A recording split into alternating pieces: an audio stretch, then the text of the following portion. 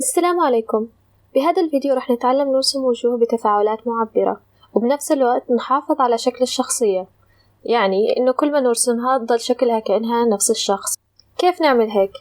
الإجابة تكمن في العبارة الأزلية اللي كل المدرسين بيقولوها: الموضوع فهم مش حفظ. كيف يعني؟ الرسم بيحتاج استيعاب الكتل وشكل الأشياء وكيف تتغير باختلاف الظروف. ما بتقدر ترسم شي بشكل مرتب بدون ما تفهم وتستوعب شكله بطريقة ثلاثية الأبعاد وكيف هو بيشتغل وكيف الأشياء بتتحرك. أول إشي، كيف نرسم الرأس؟ لو أخذتوا درس رسم وجوه من قبل غالبا بيبدأ الدرس بقياسات الوجه الواقعي. مش راح أشرحها كتير لأنه كلياتها بتتلخص بصورة واحدة. طبعا هالصورة مهمة وكويس لو اتدربتوا عليها. هل هذا يعني إنه إحنا لازم نتقيد بهالقياسات كل مرة؟ لا، بس لازم نتقيد بقياسات. بمعنى آخر، يمكن كسر القيود بطريقة منظمة. صمم شخصيتك الخاصة بالطريقة اللي بتعجبك وإثبت عليها.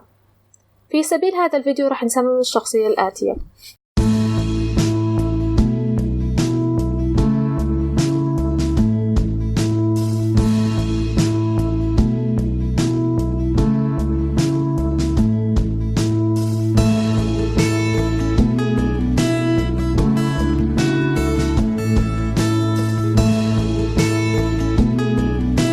وهي صار معنا تصميم الوجه اللي بدنا نستعمله. هاي هي الهيكل العظمي اللي راح نمشي عليه. زي ما انتم ملاحظين الوجه هذا بلا مشاعر، بدنا نخلي هذا الوجه سعيد. طيب شو بصير بالوجه السعيد؟ خلينا نبسط الأمور. معنا هذا الوجه، تمام؟ لما بدنا نرسم تعبير السعادة شو أول إشي بنعمله؟ هنخلي الفم مبتسم، صح؟ الحواجب راح تعمل هالشكل، وعادة في الابتسامة حتى الحواجب بتطلع لفوق. طيب بس لو الابتسامة كانت عريضة جدا، لما الفم يتبسم عندنا في هاي المنطقة كتل. هاي الكتل هي الخدود، صح؟ إذا الفم بيبتسم كتلة الخد راح يضغطها لفوق، فراح تعمل شكل زي هيك. خلينا نقلد هذا المنظر. قبل ما نبدأ نشتغل عليها نعمل نسخة من الطبقة مرة تانية. رح نرسم الابتسامة،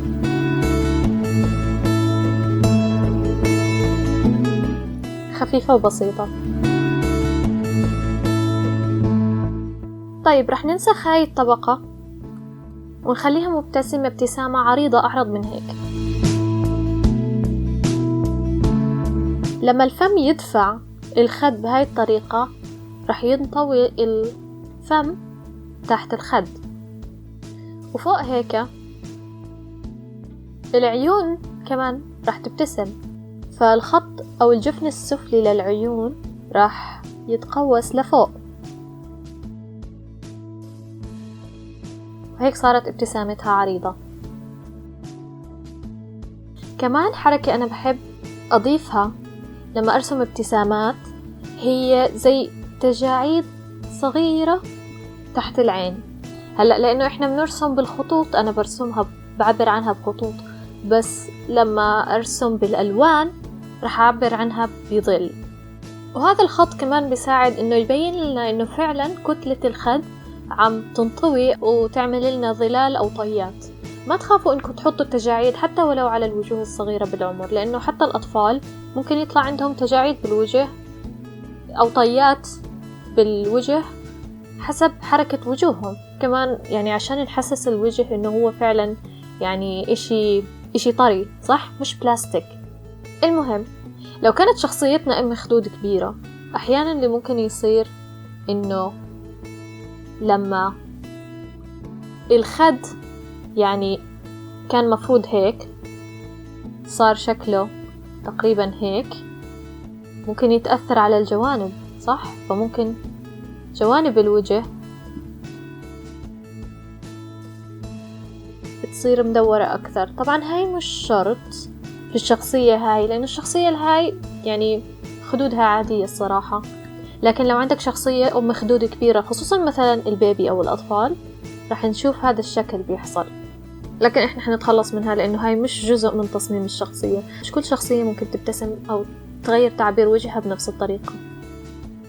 أوكي، الآن صار معانا نوعين من الابتسامة، ممكن حتى نبالغ في هاي الابتسامة ونزيدها أكثر من هيك. بس هننتقل للي بعده. اللي بيصير بالغضب، الحواجب تقطب، صح؟ أو تتقطب الحواجب، والفم زي الفم الزعلان. وأحيانا لو بدنا نبالغ بالغضب ممكن إن ننزل الحواجب لتحت أكتر لحد ما تلامس العيون، أو حتى ممكن الحواجب تصير تغطي جزء من العيون عادي. وممكن إن نحط تجاعيد وهيك صار الوجه غضبان أكثر. طيب يلا نطبق. خليني أبدأ بالحواجب. رح نخلي الحواجب غاضبة، والفم نوعا ما هون زعلان. لاحظوا إنه عظام اللي تحت الحواجب، عظام الجبين مرتفع شوي عن العيون. هذا غضب خفيف، بس خلينا نبالغ فيه. رح ننسخ هاي الطبقة، رح نخلي الحواجب تيجي فوق العيون زي ما جربنا من قبل، وعادي لو غطيت جزئية من العيون حتى. خلينا نسوي شوية تجاعيد. بعدين الفم، ممكن الشخص وهو غاضب يبين شوية من أسنانه. طيب لاحظوا شو رح يصير عند الحواجب من الجهة الجانبية. الرأس لأنه إحنا شايفينه من قدام، الحواجب تظهر زي كأنها على خط مستقيم، لكن من الجانب الحواجب أو الجفن الأعلى يغطي العين بهالشكل تقريبا، صح؟ فلازم الحواجب تلتف شوي بهذا الشكل. الجهة الأمامية عنا هاي التجاعيد كلها. اللي بيصير هون إنه الجلد رح تعمل هالشكل، تبرز عن الرأس بهاي الطريقة، وعنا هون تجاعيد، يعني إحنا زي اللي بندفع الجلد بهاي الطريقة، فصار عنا طية، صح؟ الطية إنه مكان الظل أو مكان الخطين اللي عملتهم هون الجلد نازل لتحت، وبعدين من هون هاي المنطقة راح ترتفع لفوق. الفم وهو بينشد للأسفل راح يصير العكس اللي صار بالابتسامة، راح يكون في طية صحيح، بس الطية متجهة للأسفل. ممكن شوية من التجاعيد، يعني هاي الطية طبعا هي موجودة على الجهة التانية هون بس عشان نفرجيها من جنب. هل ممكن إننا ندفع هذا التعبير أكثر؟ ممكن نجرب حركة شبيهة باللي عملناها بالابتسامة، إنه يرتفع الخد شوي عند منطقة معينة ويصير في عنا تجاعيد تحت العيون. صحيح إنه هذا الشيء حصل بالابتسامة، لكن ما يمنع إنها تحصل هون كمان. ممكن إننا نبالغ بهذا الموضوع أكثر، يعني ممكن ننزل الحواجب أكثر لحد هون مثلا. ما لازم نخاف إن نغامر أو نعمل شيء مثلا ما عمرنا جربناه قبل أو مش مألوف أو شكله مش طبيعي، ولو كان خطأ مش مشكلة، بنقدر نرجع دايما. هون ممكن نفتح الفم مثلا ونخليها تصرخ. لما الفم ينفتح اللي بصير إنه الفك رح يتحرك، صح؟ فلما الفك يتحرك رح يزداد طول الوجه.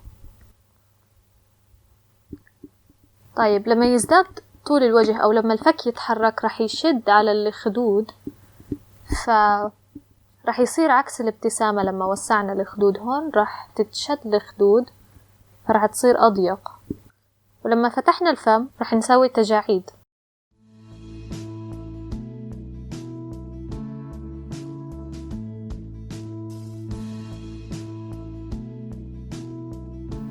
شو بصير بالوجه الحزين؟ الفم زي ما هو زعلان، والحواجب رح تمشي يعني عكس اتجاه الحواجب الغاضبة. خلينا نجربهم. رح نرجع للوجه العادي ورح ننسخه زي كل مرة ونعدل عليه. أول إشي الفم رح يتجه للأسفل، وبعدين الحواجب. لاحظوا إنه الفروقات اللي فعلا بتعمل فرق هي أشكال الأقواس بالوجه. يعني خلينا نشوف الحواجب الفم أقواس، تجاعيد اللي تحت العيون. فعادة الأقواس هاي بتعطينا نتائج. فكروا بكل إشي كأقواس، وجربوا مثلا اعكسوا القوس، قوس لتحت يصير قوس لفوق، وشوفوا شو بطلع معاكم. وهيك صار عندنا وجه حزين. أوكي، ممكن نبالغ في الحزن أكتر من هيك. خلينا نجرب. رح ننسخ هذا الوجه.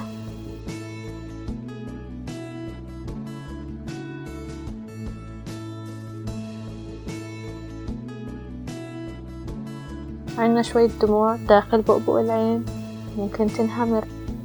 كمان لأنه العيون بتدمع رح يصير فيها انعكاسات أكتر، واللمعة هاي كمان عادي تكون موجودة على بياض العين.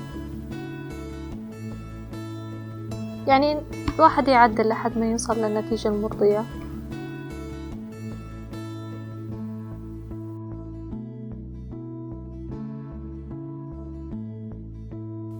تمام، خلينا نشوف الفرق.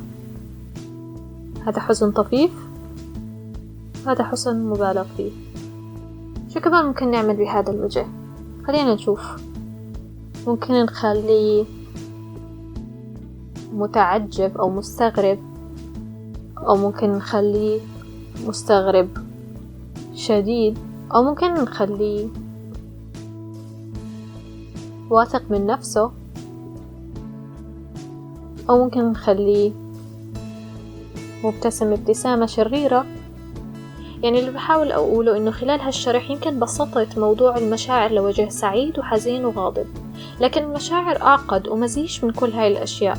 ممكن تستغل الوجوه بإنك تعرفنا معلومات عن شخصيتك من دون ما تقولها. في حزن كئيب، وفي حزن ممزوج بغضب أو ندم أو خجل أو اشمئزاز أو الاستنكار أو التوتر وغيره إلى ما لا نهاية. ما رح نقدر نمر عليهم واحد واحد، عشان هيك حكينا بدنا نفهم مش نحفظ. الموضوع بحاجة للمزيد من التدريب والخبرة ما بعد هذا الفيديو. فقبل ما ننهي رح أعطيكم هاي النصائح حتى نتعلم كيف نتعلم نرسم وجوه. أول إشي هو البعد عن الخوف. غالبا الناس بتخاف إنها تعمل إشي غريب أو جديد عليها عشان ما بدهم يخربوا الرسمة. فممكن نعالج هالموضوع إن ننسخ الصورة أو نسيب الملف مثلا باسم تاني، أو إذا إحنا بنستخدم ورقة وقلم إن نصور الصورة على التليفون أو نسوي لها سكان. المهم تحسس حالك بالأمان، لأنه الخوف بثبط التقدم. وطبعا في أسوأ الحالات إنه الصورة تخرب معك، مش مشكلة، لأنه إحنا خربناها في سبيل التعلم. وصحيح خربت هاي، بس يمكن في المستقبل نعمل 10 غيرها أحسن منها من خلال الخبرة اللي تعلمناها وإحنا بنخرب فيها.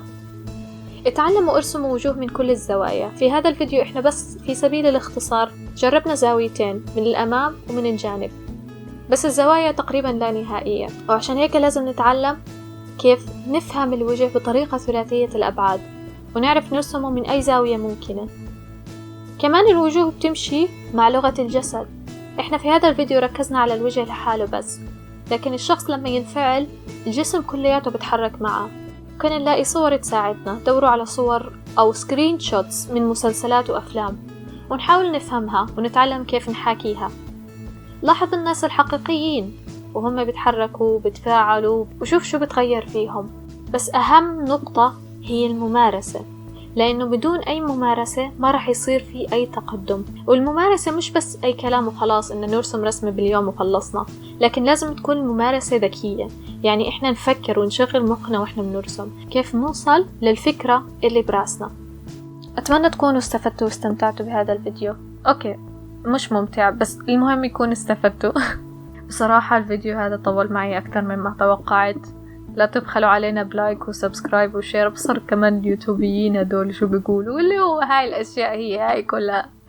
وخبروني إذا أفدتكم، وإذا عندكم أي أسئلة كمان تواصلوا معي على الإنستغرام أو على الكومنتات اللي تحت وبحاول أجاوب عليها. وشكرا، سلام.